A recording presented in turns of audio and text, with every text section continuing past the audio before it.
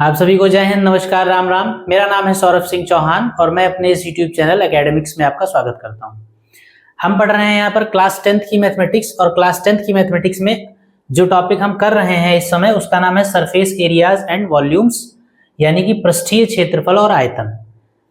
कई सारी क्लासेस के बाद आज की क्लास में जिन सवालों को सॉल्व करना है, जिन क्वेश्चन को सॉल्व करना है, आइए देखते हैं और शुरू करते हैं उनका सोल्यूशन। चलिए, आज का जो पहला सवाल है आपकी स्क्रीन पर है, इसको पढ़िए और सॉल्व किया जाए। फिर इसको देखिए क्या कह रहा है सवाल। कहा गया है well of 3 metre diameter is dug 14 metre deep. एक कुआं है जिसका डायमीटर जो है वो 3 मीटर है, व्यास उसका एक कुआं है जिसका व्यास 3 मीटर है, 14 मीटर गहराई तक वो खोदा गया। The soil taken out from it is spread uniformly around well to form a bank of 4 meter width. Then find the height of the dam formed. 3 metre व्यास और 14 मीटर गहराई के एक कुएं को खोदकर जितनी मिट्टी निकली उस मिट्टी को उस कुएं के चारों तरफ फैला दिया गया। फैलाने पर कुएं के चारों तरफ जब फैलाया गया तो कुएं के चारों तरफ फैलाने पर जो बांध बना है, जो डैम बना है, जो चबूतरा टाइप का बना है कुएं के चारों तरफ, उस चबूतरे की चौड़ाई 4 मीटर है, उस चबूतरे की ऊंचाई आपको निकालनी है। बस इतनी सी बात है। ठीक, बात समझ में आई? ऐसा क्वेश्चन आप लगा चुके हैं लेकिन थोड़ा सा बदला हुआ था। जो आपने सवाल लगाया था उसमें क्या था, कुएं से जितनी मिट्टी निकलती है उस मिट्टी से एक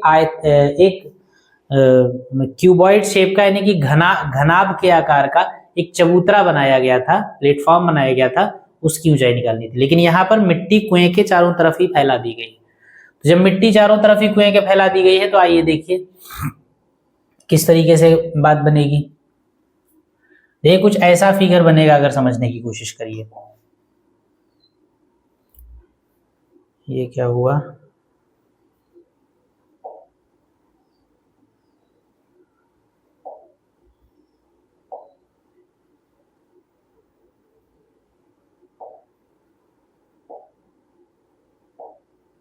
हाँ ठीक है। ये कुछ ऐसा चित्र बनेगा, इमेजिन करिएगा थोड़ा सा।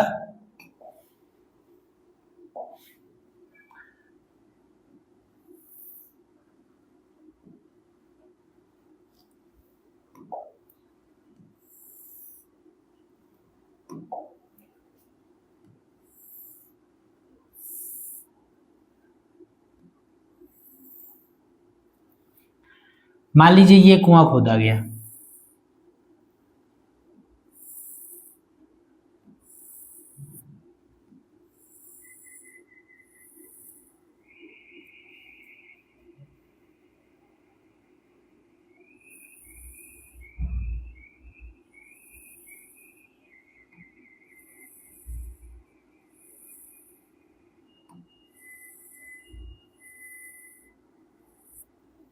ये कुआं खोदा गया। इस कुएं का व्यास 3 मीटर है और 14 मीटर गहरा खोदा गया है।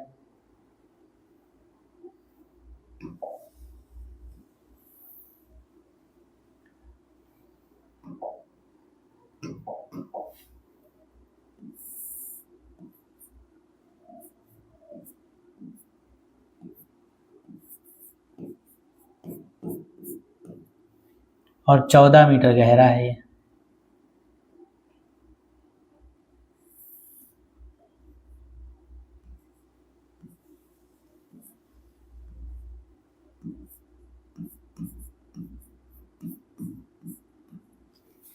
ठीक, इसमें से जो मिट्टी निकली है वो कुएं के चारों तरफ फैला दी गई है। इसमें से निकली हुई मिट्टी जब कुएं के चारों तरफ फैलाई गई तो इस बात को आपको समझना है कि उसकी गहराई आपको बतानी है कि कितनी गहराई तक वो मिट्टी फैलाई गई।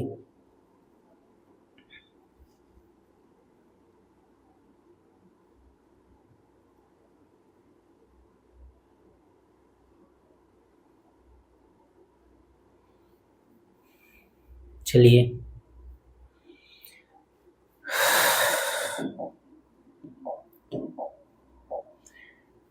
सबसे पहले तो कुएं से कितनी मिट्टी निकली वो निकाल लीजिए आप।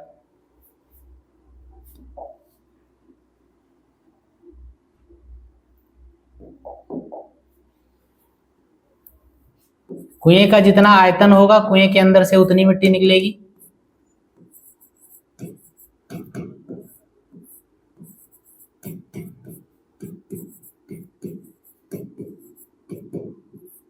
कुएं की विमाएं क्या दे रखी हैं? व्यास आपको दे रखा है 3 मीटर,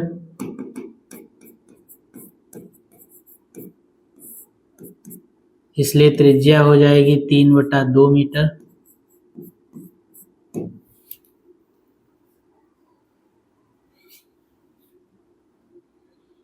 और ऊंचाई नहीं,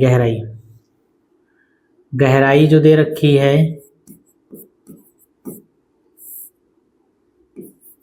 h बराबर दे रखी है कितनी? 14 मीटर। लिखेंगे इसलिए कुएं से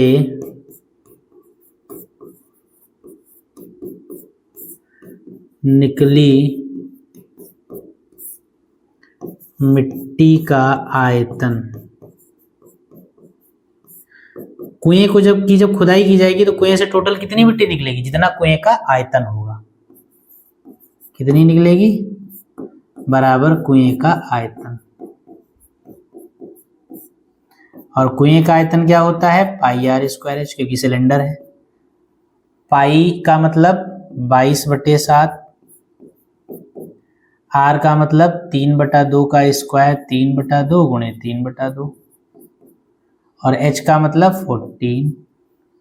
7 से कट गया 14 2 बार, 2 से 2 कट गया, 2 से 22 कट गया 11 बार, 11 3 33 गुणे 3, या इसको ऐसे ही रखिए v बराबर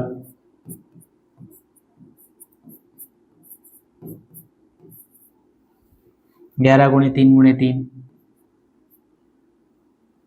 मीटर क्यूब। इक्वेशन।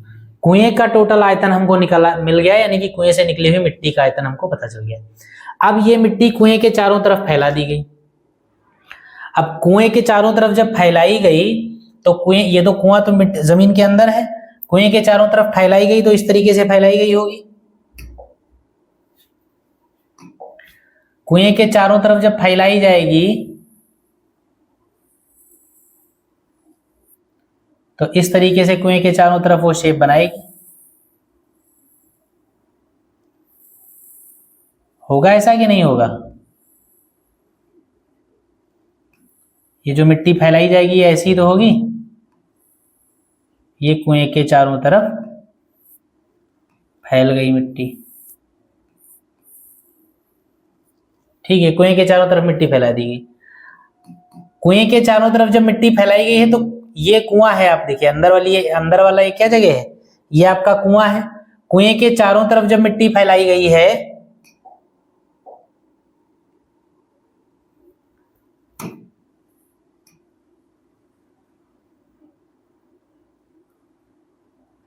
इसको ऐसे बिगाड़ दीजिए।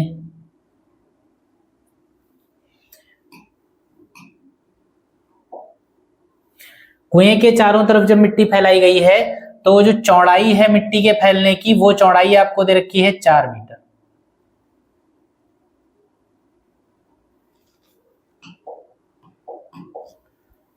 कितनी दे रखी है चौड़ाई? ये दे रखी है 4 मीटर। 4 मीटर चौड़ाई में कुएं पर मिट्टी फैलाई गई। आपसे पूछा गया है कि बताइए कितनी ऊंचाई तक मिट्टी फैलेगी, मतलब कुएं के चारों तरफ जो मिट्टी फैलाएगी उसकी ऊंचाई कितनी, चबूतरा जो बनेगा वो कितना ऊंचा बनेगा। तो मान लीजिए आप इतना ऊंचा बनेगा।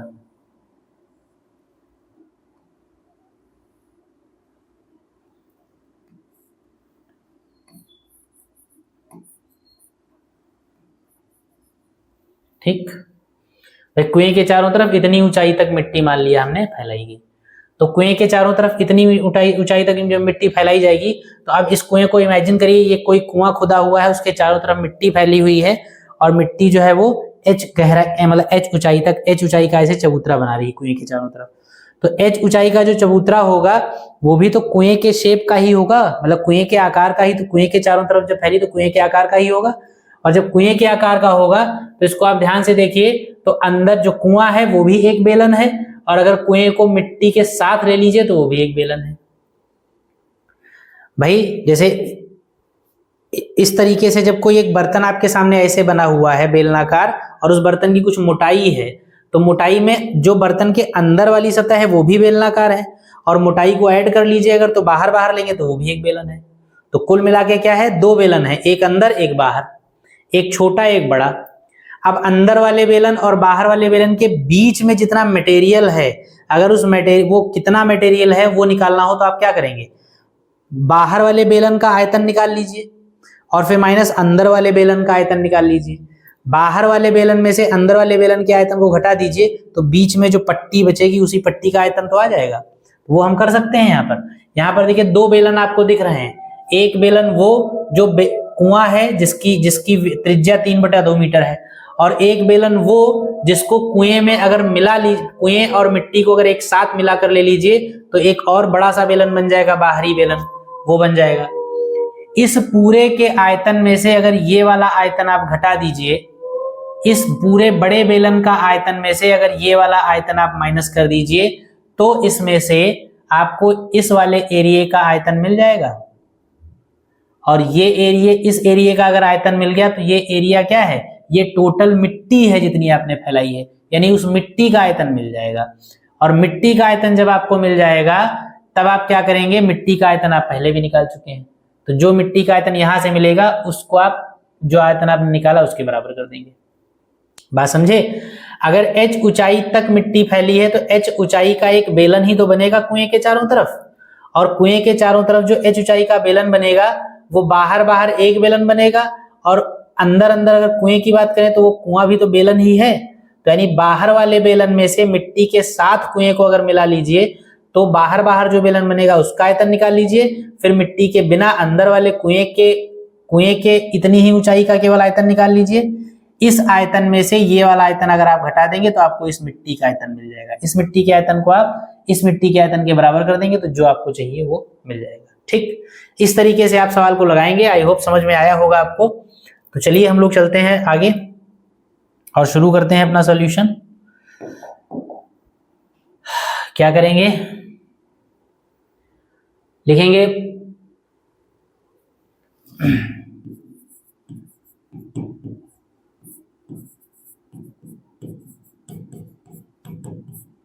कुएं के चारों ओर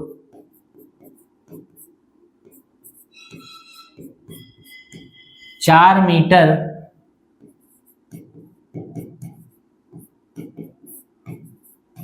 चौड़ाई में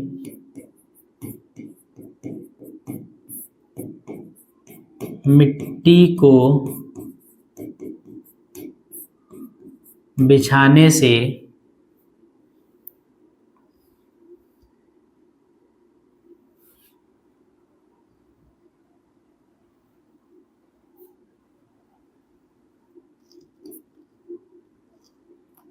क्या होगा,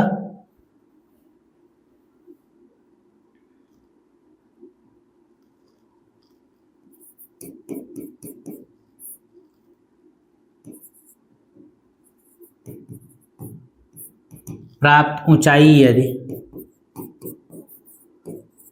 h हो तो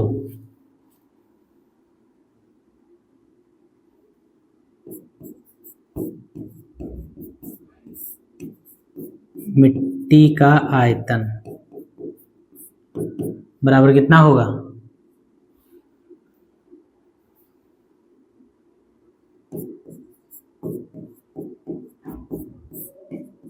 मिट्टी सहित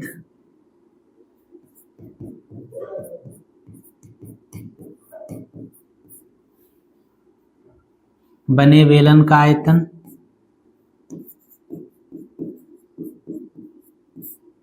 माइनस h ऊंचाई तक बिना मिट्टी के कुएं का आयतन। बात समझ में आई? जब मिट्टी को चारों तरफ फैला दिया गया तो वही जो मैंने अभी थोड़ी देर पहले समझाया, मिट्टी को जब h ऊंचाई तक 4 मीटर चौड़ाई में और h ऊंचाई तक फैला दिया गया तो ऐसे में इस पूरी मिट्टी का टोटल आयतन कितना होगा? मिट्टी सहित बने बेलन का आयतन। मिट्टी को अगर इस पूरे कुएं में मिला लीजिए तो मिट्टी सहित जो बेलन बनेगा इस बेलन का आयतन और माइनस केवल अंदर वाले का आयतन, मतलब इस पूरे का आयतन निकालेंगे फिर केवल अंदर वाले का निकालेंगे।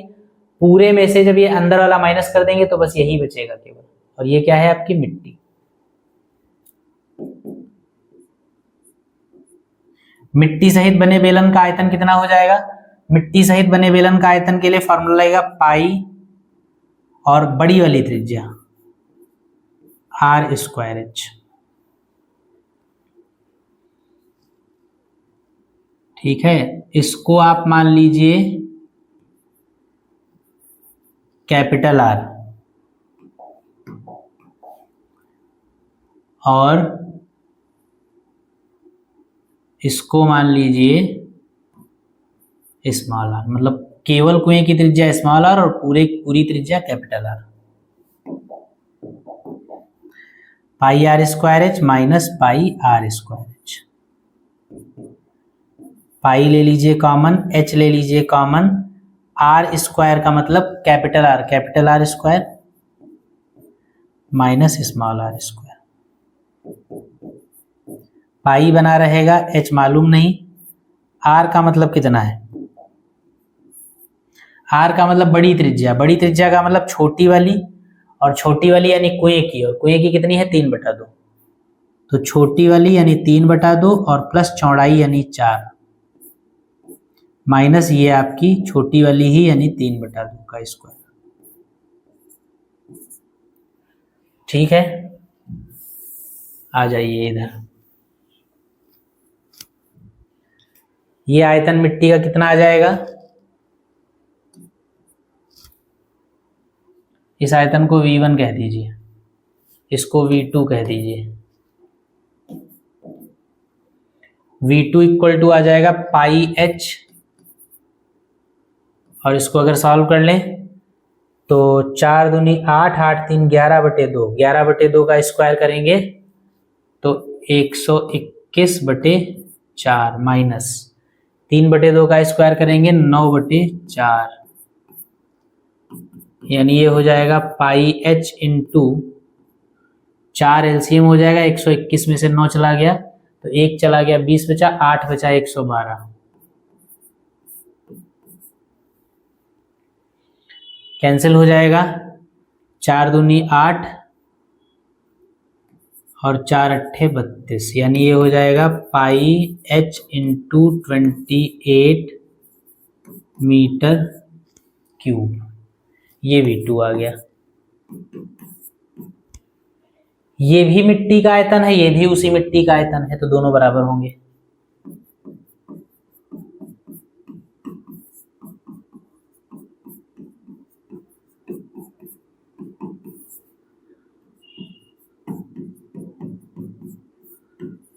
समीकरण 1 तथा समीकरण 2 मिट्टी के आयतन हैं, इसलिए V1 बराबर V2। V1 का मतलब है 11 इंटू 3 और V2 का मतलब है पाई h इंटू 28, पाई h इंटू 28। पाई h इंटू 28 जब आएगा तो देखिए कितनी वैल्यू आएगी,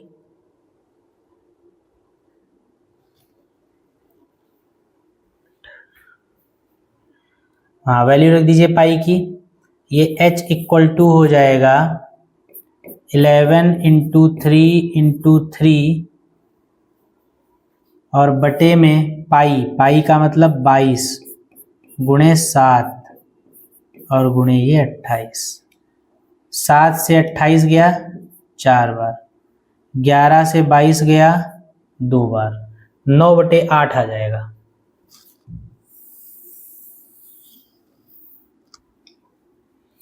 h बराबर कितना हो जाएगा 9/8। इसको सॉल्व करेंगे कितना हो जाएगा 8 एकम 8 बचा 1, फिर से 8 एकम 8 बचा 2, 8 दूनी 16 बचा 4, 8 पंचे 40। 1.125 मीटर इतनी गहराई तक मिट्टी का फैलाव होगा, इतनी ऊंचाई तक। इसको आप लिख लीजिए। तो ये बड़े बड़े क्वेश्चंस हैं, कुछ इंपॉर्टेंट क्वेश्चंस हैं, लॉन्ग में आएंगे हमेशा। अगर पेपर में आएंगे तो बहुत सारे नंबर या तो आपको देकर जाएंगे या फिर बहुत सारे नंबर आपके लेकर जाएंगे। तो इसलिए लेकर ना जाने पाए आप इन क्वेश्चंस को बार बार रिवाइज करिए। ऐसा मत मानिएगा कि एक बार आपने लगा लिया फिर कॉपी किताब को वनवास दे दिया, उसके बाद जब वनवास से कॉपी किताब को निकालेंगे तो आपको चीजें समझ में आ जाएंगी। ऐसा नहीं होगा। अगर चीजें यहाँ बताई जा रही हैं तो जो सवाल यहाँ बताए जा रहे हैं उनको कम से कम 1 से 2 बार घर पर जरूर लगाइए, ठीक है। और भी आपका शेड्यूल्ड रिवीजन भी होता रहना चाहिए ऐसे सवालों का खास तौर पे। तो चलिए इस सवाल को आप नोट करिए और हम लोग चलते हैं अपने अगले क्वेश्चन पे। चलिए अगला सवाल पढ़ा जाए। अगले क्वेश्चन में कहा गया a hemisphere spherical bowl whose internal diameter is 36 cm is completely filled with some liquid. This liquid is to be filled into cylindrical bottles whose radius is 3 cm and height is 6 cm. Find the number of bottles required to completely empty this vessel. चलिए देखिए, ठीक question है, मुश्किल नहीं है लेकिन ज्यादा छोटा भी नहीं है। सवाल मुश्किल नहीं है, देखिए समझिए क्या है। एक अर्धगोलीय कटोरा दिया गया है आपको, हेमिस्फेरिकल बाउल है, एक गोलाकार कटोरा है। उस कटोरे की त्रिज्या आपको या व्यास कुछ भी दे, डायमीटर दे रखा है 36 सेंटीमीटर। 36 सेंटीमीटर व्यास वाला एक अर्धगोलीय कटोरा है। उस कटोरे में कोई लिक्विड भरा हुआ है, कोई भी चीज भरी हुई है। अब सिलिंड्रिकल बॉटल्स हैं हमारे पास, बेलनाकार छोटी छोटी बोतलें हैं और उन बोतलों की डायमेंशंस भी दे रखी हैं। 6 सेंटीमीटर लंबी ऊंची और 3 सेंटीमीटर त्रिज्या। 3 सेंटीमीटर त्रिज्या और 6 सेंटीमीटर ऊंची एक बोतलें हैं, ऊंचाई की बोतलें हैं। जो कटोरे में जो लिक्विड भरा हुआ है उस लिक्विड को उन बॉटल्स में डालना है। कटोरा बड़ा है, बॉटल छोटी है, तो इसका मतलब कटोरे का जो लिक्विड है कई सारी बॉटल्स में आएगा। आपको ये बताना है कि उस कटोरे को पूरा अगर खाली करना हो तो टोटल कितनी बॉटल्स हमको चाहिए होंगी जिनमें वो सारा का सारा लिक्विड आ जाए, ठीक है। ये सवाल है। तो सवाल को लगाने का बड़ा सिंपल तरीका है। कटोरे में जो टोटल लिक्विड है वो कितना होगा, जितना कटोरे का आयतन होगा, वॉल्यूम ऑफ बाउल जितना होगा उतना उसमें टोटल लिक्विड होगा। और कटोरे से जब एक बॉटल में आप लिक्विड डालेंगे तो कितना लिक्विड कटोरे से जाएगा उसमें, जितना उस बॉटल का आयतन होगा, जितना उस बोतल का वॉल्यूम होगा, वॉल्यूम ऑफ बॉटल जितना होगा उतना फ्लूइड या उतना लिक्विड उसमें आ जाएगा। अब एक बॉटल भर गई, उसके बाद हम क्या करेंगे, कटोरे से दूसरे बॉटल में भरेंगे, फिर तीसरे में भरेंगे, फिर चौथे में भरेंगे। ऐसे कुल कितनी बोतलें हो जाएंगी हमको बताना है। तो जो बोतल आपकी है उसका आयतन जितना होगा उस आयतन से कटोरे के आयतन को डिवाइड कर दीजिए। भाई हमको यही तो बताना है कि ये छोटा सा आयतन जो है, ये छोटी सी बोतल जो है, ऐसी कितनी बोतलें कटोरे में लगेंगी कटोरे का लिक्विड खाली करने के लिए। तो क्या करें, कटोरे का जो टोटल वॉल्यूम है उसमें इस छोटी सी बोतल के टोटल कितने हिस्से होंगे, यही तो आपको बताना है। तो आप क्या करेंगे, छोटी वाली बोतल के वॉल्यूम से पूरे कटोरे के वॉल्यूम को डिवाइड कर दीजिए, तो ऐसी ऐसी कितनी बोतलें उस कटोरे में समा जाएंगी या उस कटोरे से कितनी बोतलें भर जाएंगी ये आपको मिल जाएगा। कुल मिलाकर कटोरे का आयतन निकालिए, बोतल का आयतन निकालिए, और बोतल छोटी है उस छोटी बोतल के आयतन से कटोरे के आयतन को भाग कर दीजिए, कितनी बोतलें टोटल चाहिए ये आपको पता चल जाएगा, ठीक है। तो आइए, इसमें किसी फिगर की जरूरत नहीं है, तो चलिए हम शुरू करते हैं अपना सॉल्यूशन।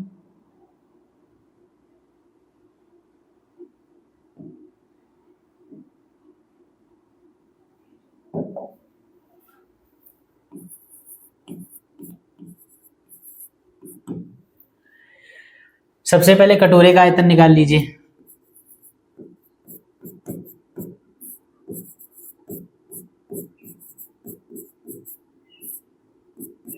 कटोरे का व्यास कितना दे रखा है? 36 centimetre. Diameter of hemispherical bowl is 36 centimetre. तो लिखेंगे इसलिए त्रिज्या r बराबर कितना हो जाएगा? 36/2 इज इक्वल टू 18 सेंटीमीटर। लिखेंगे इसलिए लिखेंगे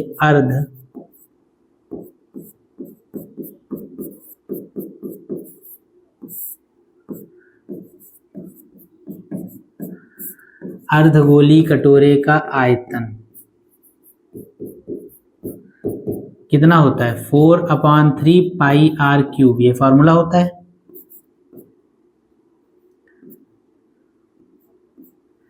कितना हो जाएगा? 4/3 और पाई r क्यूब का मतलब 18 इंटू 18 इंटू 18। ये कैंसिल हो जाएगा, 3 छाक 18, तो ये हो जाएगा 24 pi into 18 into 18, equation number 1।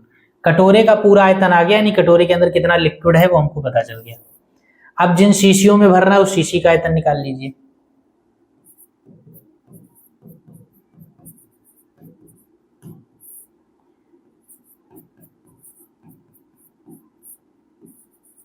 बेलनाकार शीशी की विमाएं, डायमेंशंस ऑफ सिलेंड्रिकल बॉटल। सबसे पहले त्रिज्या दे रखी, व्यास दे रखा, त्रिज्या दे रखी।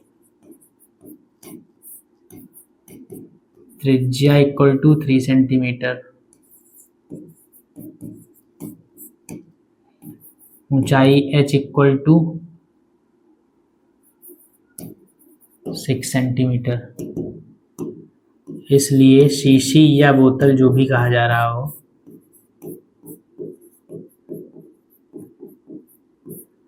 शीशी का आयतन कितना हो जाएगा? पाई r स्क्वायर h, क्योंकि सिलेंड्रिकल है। पाई का मतलब बना रहने दीजिए, r स्क्वायर का मतलब 3 स्क्वायर, h का मतलब 6। 3 तिहाई 9, 9 बस 9 पाई इंटू 6, इक्वेशन नंबर 2। ये V2 आ गया। कुल बोतलों की संख्या हमको निकालनी है, तो लिखेंगे कुल शीशियों की संख्या।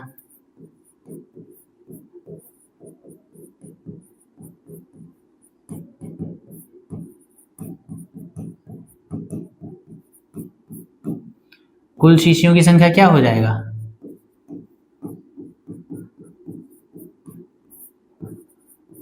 अर्धगोले का आयतन और बटे में एक शीशी का आयतन।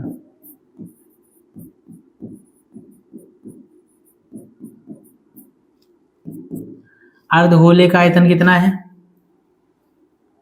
24 पाई इंटू 18 इंटू 18 अपॉन, एक शीशी का आयतन कितना है? 9 पाई इंटू 6। 6 से 18 कट गया 3 बार, 9 से 18 कट गया 2 बार,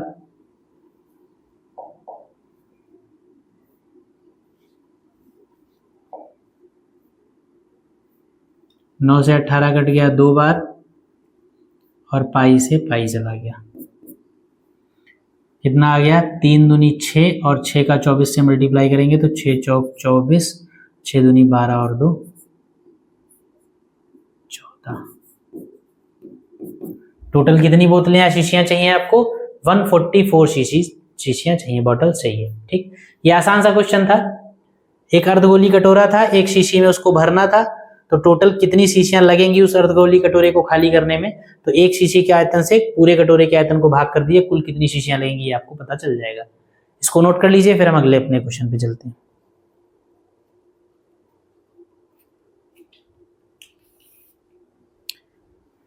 देखिए एक चीज थोड़ी सी गलत हो गई है, इसको आप ठीक कर लीजिए यहीं पे। अर्धगोली कटोरा है, इसलिए वॉल्यूम का फॉर्मूला जो है देखिए उल्टा हो, थोड़ा वो हो गया।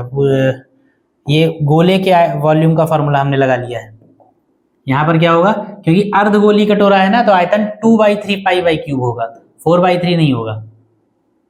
इसका थोड़ा सुधार कर लीजिए, वरना अभी नज़र चली गई तो ये 2/3 हो जाएगा, ये 2/3 हो जाएगा, तो आपका ये भी 2/3 हो जाएगा।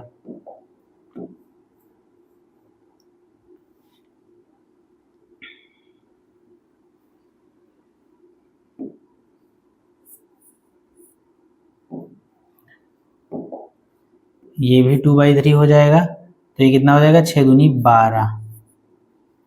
यहाँ पर भी आप ठीक कर लीजिए, ये 12 लिखेंगे आप, और जब ये 12 लिखेंगे तो आंसर बदल जाएगा, आंसर वही आधा हो जाएगा आपका। यहाँ पे आएगा 12, तो ये हो जाएगा 12 × 72। ठीक, ये है आपका, नोट कर लीजिए इसको, फिर हम अपने अगले क्वेश्चन पे चलते हैं। ठीक है, चलिए भी कुछ क्वेश्चन हो जाएंगे, 2-3 और कर लिए जाएं। चलिए अगले सवाल पे आते हैं। अगला क्वेश्चन पढ़िए, क्या कह रहा है, क्वेश्चन कह रहा है solid cuboid of size 53 centimetre into 40 centimetre into 15 centimetre is melted and cylindrical pipes are made from it whose external and internal diameters are 8 cm and 7 cm respectively. Find the length of pipe.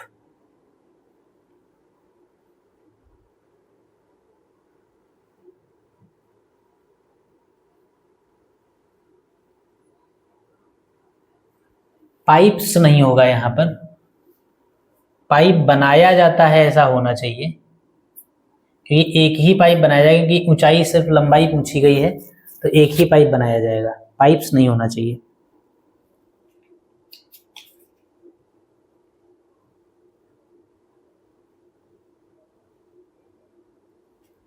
ठीक है, चलिए आसान question है, कुछ बहुत विशेष बात नहीं है।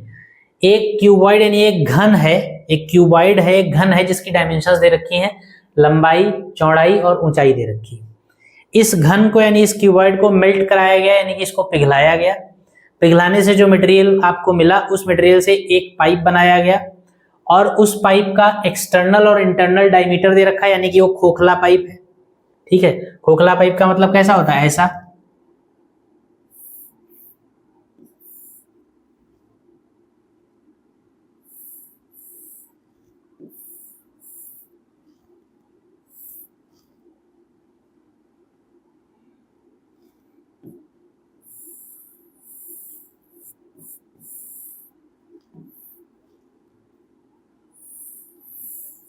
इस तरीके का पाइप,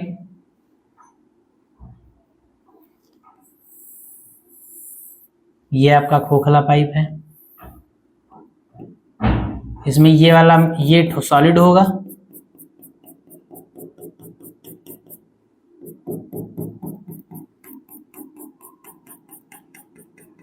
ये पूरा पोर्शन सॉलिड होता है, बाकी अंदर जगह होती है, जैसे डिब्बे होते हैं या जो भी चीजें होती हैं। तो ये जब खोखला पाइप जो होता है, इसमें एक्सटर्नल इंटरनल 2 डायमीटर्स क्यों होते हैं, क्योंकि ये आपका सेंटर है, ये आपका सेंटर है, तो यहां से यहां तक का एक रेडियस होगा और यहां से यहां तक का एक रेडियस होगा, मतलब यहां से यहां तक का एक रेडियस होगा। ठीक, एक रेडियस क्या होगा, यहां से लेकर यहां तक, और एक रेडियस यहां से लेकर यहां तक। यहां से यहां तक जो होगा ये वाई होगा, बाहरी होगा, एक्सटर्नल होगा, और यहां से यहां तक जो होगा ये इंटरनल होगा।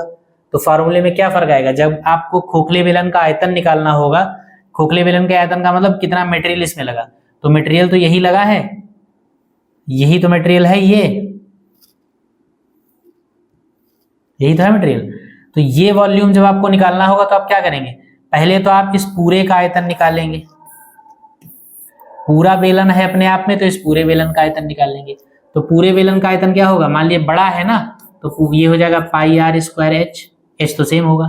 फिर उसके बाद आप क्या करेंगे, अंदर वाले का आयतन निकाल लेंगे, अंदर वाले का मतलब इसका निकाल लेंगे, पूरे का वॉल्यूम निकालेंगे, फिर अंदर वाले का निकालेंगे। अंदर वाले का क्या होगा, πr², अंदर वाले की रेडियस स्मॉल r हो गई। और इसमें कितनी धातु लगी है, कितना मटेरियल है, वो निकालना है आपको। तो आप बड़े वाले में से छोटा वाला माइनस कर दीजिए, मतलब बाहर वाले में से अंदर वाला माइनस कर दिए, तो ये बीच का जो मार्क एरिया है यही निकल आएगा, और इसी में धातु यूज की गई है। यानी फाइनली फार्मूला क्या होता है, बाहर वाला πr² माइनस अंदर वाला πr²। यानी पाई और h कॉमन मिल जाता है, बाहर वाली त्रिज्या माइनस अंदर वाली त्रिज्या, ये वॉल्यूम निकल आता है खोखले बेलन का। ठीक, खोखला बेलन यहाँ पर बनाया गया क्योंकि आपको एक्सटर्नल और इंटरनल दोनों डायमीटर्स दे रखे हैं। तो एक्सटर्नल इंटरनल दोनों डायमीटर्स जब आपको दे रखे हैं तो आइए आप सॉल्यूशन अपना शुरू करिए। इसमें भी फिगर की कोई बहुत आवश्यकता है नहीं।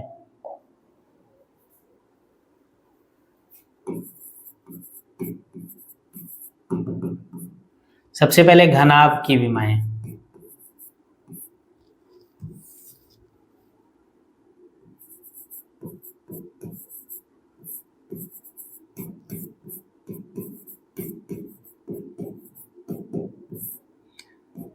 घनाभ की विमाएं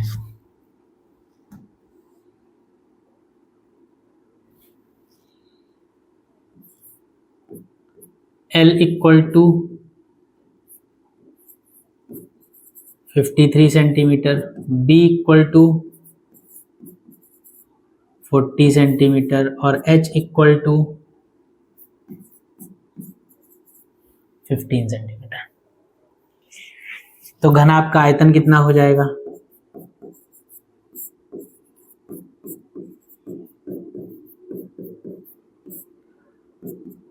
LBH V1 कितना हो जाएगा? 53 into 40 into 15 centimetre cube, equation number 1। घनाभ को जब पिघलाएंगे हम, उसको मेल्ट करेंगे तो टोटल इतना वॉल्यूम यानी इतना मटेरियल जितना वॉल्यूम है इतना आयतन है उतना ही मटेरियल मिलता है। तो घनाभ को पिघलाने पर इतना मटेरियल मिलेगा। अब इसी मटेरियल से आपको बेलन बनाना है खोखला, तो लिखेंगे खोखले बेलन। इसमें खोखला बेलन कहा नहीं गया है, लेकिन क्योंकि एक्सटर्नल और इंटरनल डायमीटर्स दे रखे हैं तो इसका मतलब खोखला बेलन ही है। खोखले बेलन की विमाएं यानी डायमेंशंस ऑफ हॉलो सिलेंडर। बाह्य व्यास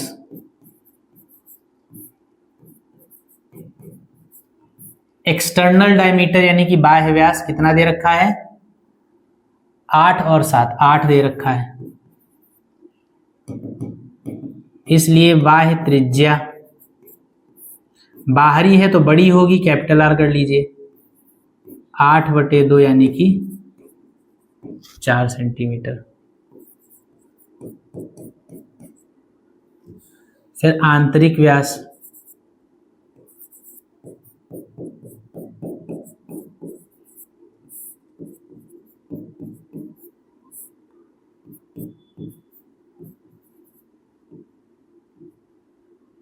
सात सेंटीमीटर, इसलिए आंतरिक त्रिज्या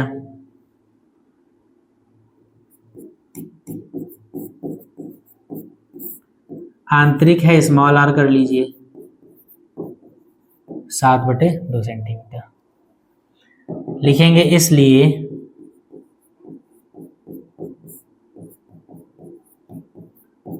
खोखले बेलन का आयतन कितना होगा? V2 बराबर पाई, पहले बाहर वाले का आयतन निकालेंगे पाई आर स्क्वायर एच, और उसमें से अंदर वाले का आयतन माइनस कर देंगे pi R square H. Pi common ले लेंगे। अच्छा, एच आपने माना नहीं तो कहीं मान लीजिए, यहीं लिख लीजिए।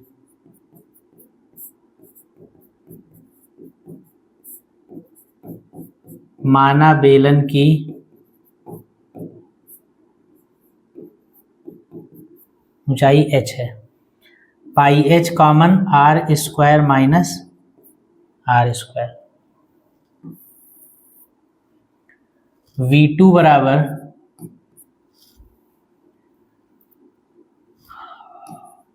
पाई h और आर स्क्वायर की वैल्यू कितनी है? कैपिटल आर है 4 का स्क्वायर और माइनस ये है 7/2 का स्क्वायर, यानी V2 इक्वल टू आ जाएगा पाई h 4 चक्कू 16 माइनस 49/, 4, 16 चक्कू 64 और 64 में से 49 चला जाएगा तो कितना बचेगा? 14 उधर और एक 15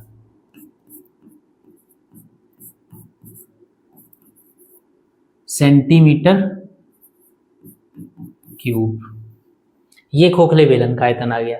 अब आप जानते हैं कि ये जो जिस खोखले बेलन का आयतन ये आया है वो खोखला बेलन इस घनाभ को पिघलाने से बना है।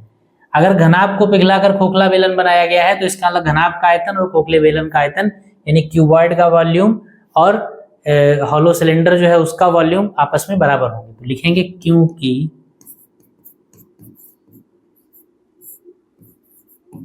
बेलन घनाभ को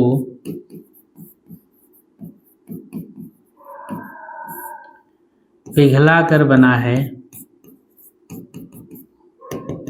इसलिए V1 बराबर V2। V1 की वैल्यू है 53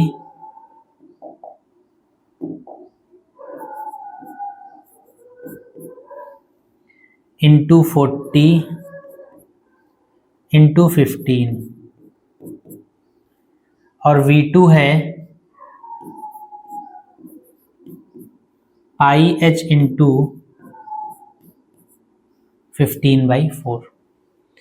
इसको आप सॉल्व कर लीजिए। 15 से 15 कैंसिल हो गया, ठीक है। 22/7 इसकी वैल्यू रखें अगर, तो देख लीजिए आंसर किस तरीके सॉल्व करके देखिए इसको कैसा आंसर आ रहा है।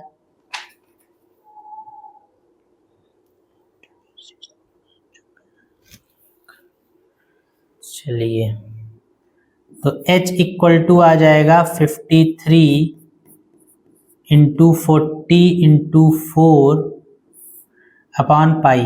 पाई का मतलब 22 इंटू 7, 22/7।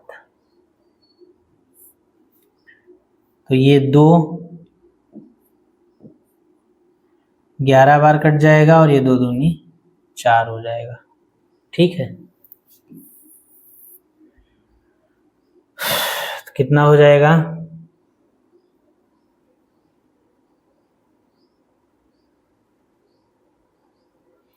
7 का 53 से मल्टीप्लाई कर दीजिए। h इक्वल टू 7 × 21, 7 × 21, 7 × 5 = 35, 35 × 2 = 37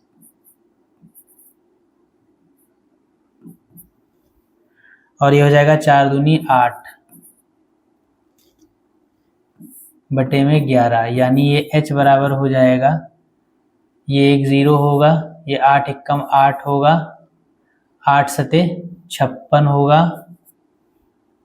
और 8 3 24 और 24 और 5 29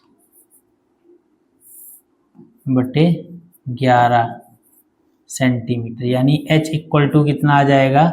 11 दूनी 22, 11 दूनी 22, कितना बचा? 7, 11 छंग 66, 66 तो कितना बचा? 10, 10 का मतलब 108, 11 9 99 तो कितना बचा? 8 और 1 9, फिर 11 8 88, 2, 11 एकम 11, 9, 11 8 88 सेंटीमीटर। ये आपकी आ गई बेलन की ऊंचाई।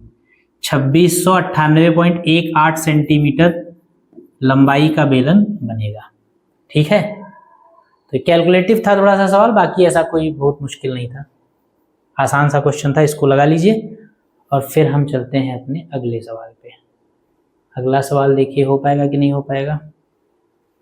इसका स्क्रीनशॉट वगैरह जो भी लेना हो ले लीजिए, फिर देखें अगला क्वेश्चन क्या है। होने वाला हो तो कर लिया जाए आज। विमाओं इतने इतने और इतने वाला एक घनाभ बनाने के लिए इतने सेंटीमीटर व्यास और 2 मिलीमीटर मोटाई वाले कितने चांदी के सिक्कों को पिघलाना पड़ेगा? चलिए ठीक, इस क्वेश्चन को भी अब हम अगली क्लास में करेंगे। इस क्लास को यहीं तक रखते हैं। बड़े बड़े क्वेश्चंस हैं इसीलिए नंबर ऑफ क्वेश्चंस कम रह जाते हैं क्लास में, लेकिन नंबर ऑफ क्वेश्चंस एक क्लास में कितने होते हैं ये मैटर नहीं करता है। आपको नंबर ऑफ क्वेश्चंस कम नहीं करवाए जाएंगे, सारे के सारे क्वेश्चंस, बहुत सारे ढेर सारे क्वेश्चंस करवाए जाएंगे। क्लास में जितने भी सवाल हों वो सारे के सारे आपको समझ में आए, ये जरूरी है। कहीं पे कॉन्सेप्चुअली हम मिस ना कर जाए कोई चीज़, जल्दी जल्दी चलने के चक्कर में, क्योंकि जल्दी ऐसी कोई नहीं है। आप 40, 45, 50 मिनट की एक क्लास करते हैं, उसमें 3 क्वेश्चन 4 क्वेश्चन हो जाते हैं, पर्याप्त है, मोर देन इनफ है। जब आप ऐसे बड़े बड़े क्वेश्चंस को समझ के सॉल्व करते हैं तो इतने सवालों की संख्या ठीक है। तो चलिए आज के सेशन को, आज की क्लास को हम यहीं पर रोकते हैं और कुछ नए सवालों के साथ हम अगली क्लास में मिलेंगे। तब तक आप पढ़ते रहिए, चैनल को शेयर, सब्सक्राइब, लाइक ये सब करते रहिए, चैनल को सपोर्ट करते रहिए, ताकि हम इसी तरीके से बेहतरीन कंटेंट आपके लिए लाते रहें। तो ठीक है, तब तक अगली क्लास में मिलेंगे, तब तक के लिए जय हिंद।